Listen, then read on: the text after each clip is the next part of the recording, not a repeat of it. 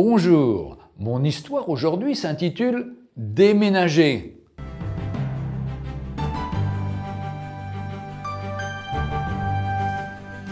Marie-Céleste vous a envoyé un message le 20 avril à 12h26. Objet: bonjour pasteur, j'aime beaucoup vous écouter à la radio ou sur les sites internet comme enseigne-moi.com. Je suis né de nouveau en 2006, après un divorce, puis une grande dépression. À cette époque, je voulais mourir. Et là, j'ai rencontré une chrétienne, j'ai suivi l'étude biblique, je me suis fait baptiser après 6 ans de doute. Je suis quelqu'un de cartésien et ma vie n'a pas été un long fleuve tranquille, je dirais plutôt un torrent tumultueux où j'ai dû m'accrocher pour ne pas me noyer. J'avais espéré que ma vie s'arrangerait en devenant chrétienne et que Dieu transformerait ma vie. Cela fait maintenant 6 ans et à ce jour, je suis toujours dans la solitude. Sans mari, dans un petit appartement, avec une vieille voiture, sans travail et avec les aides de l'État. J'aime toujours Dieu et sa parole, mais j'ai baissé les bras. L'attente a desséché mes os et ma foi. J'ai pourtant prié, supplié, attendu, espéré, mais rien que le désert.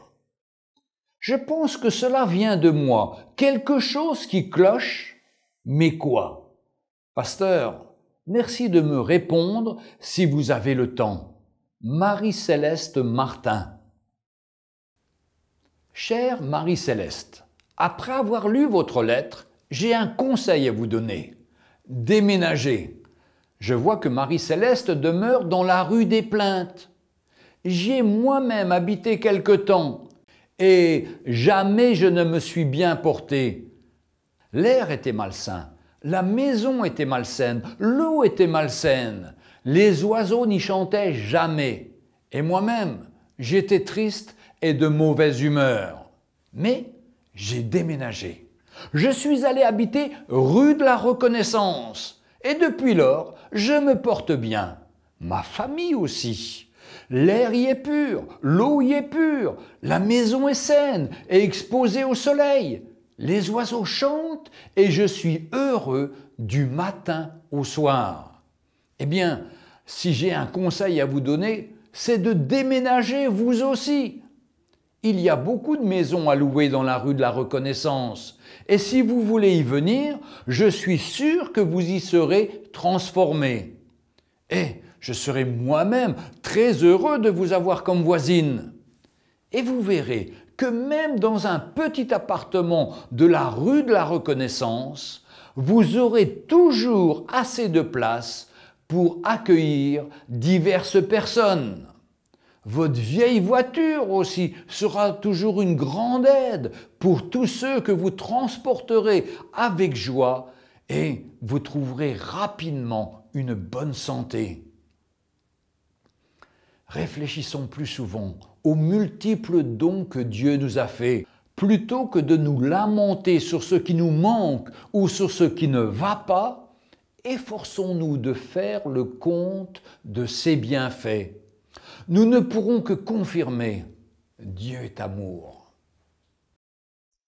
L'apôtre Paul nous dit dans sa lettre aux Philippiens, chapitre 4, versets 12 et 13, « Je sais vivre dans l'humiliation et je sais vivre dans l'abondance. En tout et partout, j'ai appris à être rassasié et à avoir faim et à être dans l'abondance et à être dans la disette. Je puis tout par Jésus qui me fortifie. » Le roi David, dans le psaume 103 et au verset 2, dit « Mon âme bénit l'Éternel et n'oublie aucun de ses bienfaits. » Salutations Jésus-Christ, votre serviteur Jean-Louis Gaillard. Retrouvez Un jour une histoire sur www.365histoire.com.